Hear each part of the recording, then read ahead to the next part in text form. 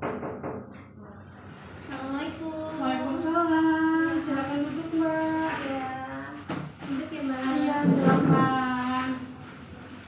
Ya, Mbak, ada yang bisa saya bantu? Iya Bu Bidan, jadi saya mau minta solusi Bu Bidan.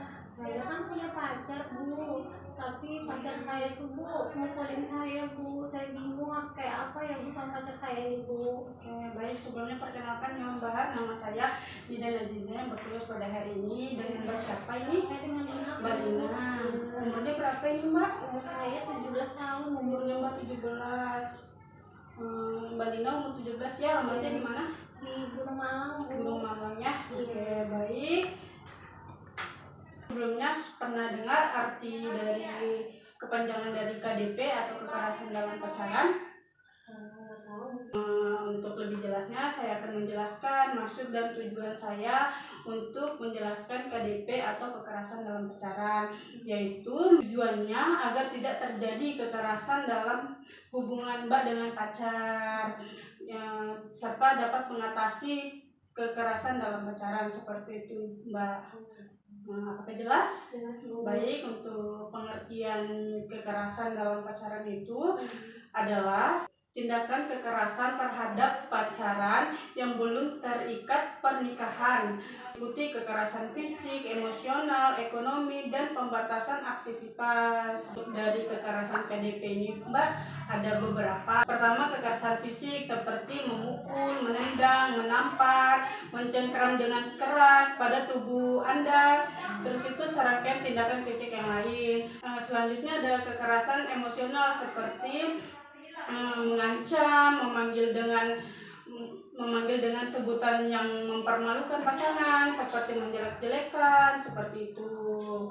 Nah, terus itu ada kekerasan ekonomi seperti meminta pasangan untuk mencukupi kebutuhan keperluan sehari-harinya. Dan ada juga Mbak kekerasan seksual seperti memeluk, mencium, meraba hingga memaksa pasangan untuk melakukan hubungan seksual. Sampai sini paham atau mau saya ulang?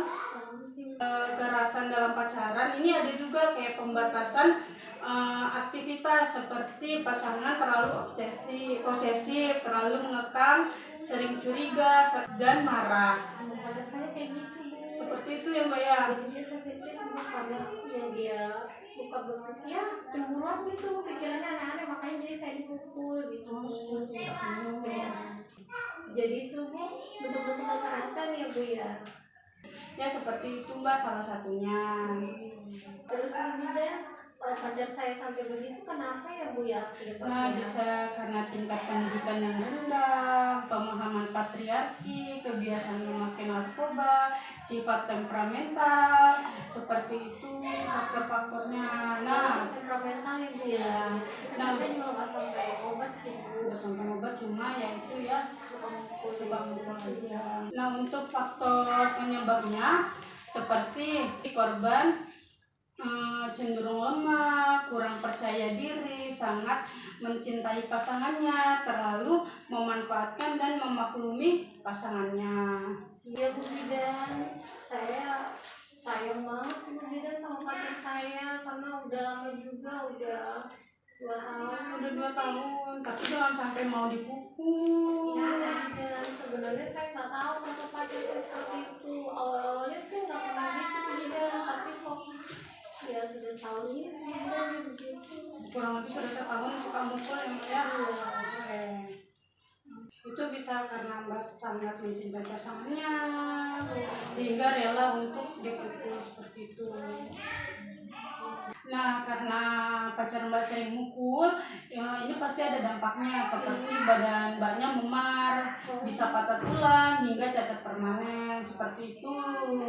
Saya ada memar Bu Bidan di tangan saya. Selain dampak fisik Mbak, ada juga dampak psikologi. Dampak psikologi itu seperti sakit hati, jatuhnya harga diri, malu, merasa terhina, menyalahkan diri sendiri, serta depresi dan ingin bunuh diri. Mbaknya jangan sampai bunuh diri ya karena terlalu cinta sama pasangannya. Saya juga gak sakit hati, saya cinta betul sama pacar saya Bu Bidan. Sudah 2 tahun sebelum kita pacarannya. Oh gitu ya. tapi jangan sampai mau dipukul ya mbak ya. Terus Bu Bidan, solusinya saya harus seperti apa Ibu Bidan sama pacar saya? Solusinya, Mbak harus berani mengatakan tidak serta menentang segala bentuk kekerasan yang dilakukan oleh pasangannya Mbak. Terus itu Mbak harus percaya diri. Kalau misalnya Mbak butuh pendamping, Mbak harus ngomong sama orang tua, harus berani. Saya nggak berani Bu Bidan bawa orang tua. Harus berani, ngomongnya pelan-pelan aja dulu sama orang tua biar bisa didampingi ke psikiater seperti itu ya. Mbak umurnya 17 tahun ya? Ya, kalau boleh saya kasih saran untuk remaja seusia Mbak itu sebaiknya menjadi remaja yang asertif, yang mampu berkomunikasi apa yang mereka rasakan tentang perilaku seseorang. Terus Bu, itu yang pertama. Yang kedua itu Mbak tidak mengkonsumsi obat terlarang atau alkohol, serta memberitahu orang tua kemanapun Mbak pergi. Terus itu berani berkata tidak untuk kekerasan dalam pacaran. Terus itu membatasi perilaku seksual seperti itu bagi remaja perempuan. Ada juga untuk remaja laki-laki, siapa tahu Mbak mau berbagi informasi kepada teman Mbak laki-laki atau pacar juga boleh. Nah, kalau menjadi remaja laki-laki yang baik itu seperti apa sih? Pertama, kenali hasrat seksual dan batasilah. Kedua, hormati semua keputusan pacar. Nah, yang ketiga itu terbuka dan berkomunikasi dengan baik. Seperti itu sebaiknya menjadi remaja yang baik. Ya. Karena Mbak ini mengalami kekerasan dalam pacaran, seperti tadi sering dipukul ya kurang lebih setahun lebih sama pacar. Nah, sebaiknya Mbak memberitahu kepada orang yang Mbak percayai, seperti orang tua mungkin. Mbak sampai sini paham? Paham Bu. Paham ya? Karena Mbak sudah paham, sudah jelas, boleh ya saya review ulang yang Mbak dapat atau Mbak tangkap dari penjelasan saya apa saja ya? Pengertiannya, kekerasannya seperti itu. Tadi yang Bu bilang itu kekerasan dalam pacaran ya Bu ya. Iya. Itu jadi kekerasan yang terjadi pada pasangan yang belum menikah ya Bu ya. Seperti kekerasan fisik, kekerasan emosional, ekonomi, sama aktivitas ya Bu ya. Terus itu bentuk-bentuknya kekerasan fisik itu kayak memukul, bisa mendorong ya Bu ya. Terus itu mencengkram atau nggak bisa ya tindakan fisik lainnya ya Bu. Terus kayak ada kekerasan emosional, dia biasanya mengancam, memanggil dengan kata kasar atau yang jelek ya Bu ya. Yang dapat memperlakukan kita. Jadi nggak enak gitu. Terus itu ada kekerasan ekonomi, dia minta uang saya Bu ya buat pendidikan dia. Terus itu kekerasan seksual, dia memeluk, mencium, mungkin sampai mengajak hubungan badan Jangan memaksa. ya Bu. Terus itu ada kekerasan pembatasan aktivitas, dia ya protektif gitu ya Bu ya, saya nggak posesif ya Bu ya.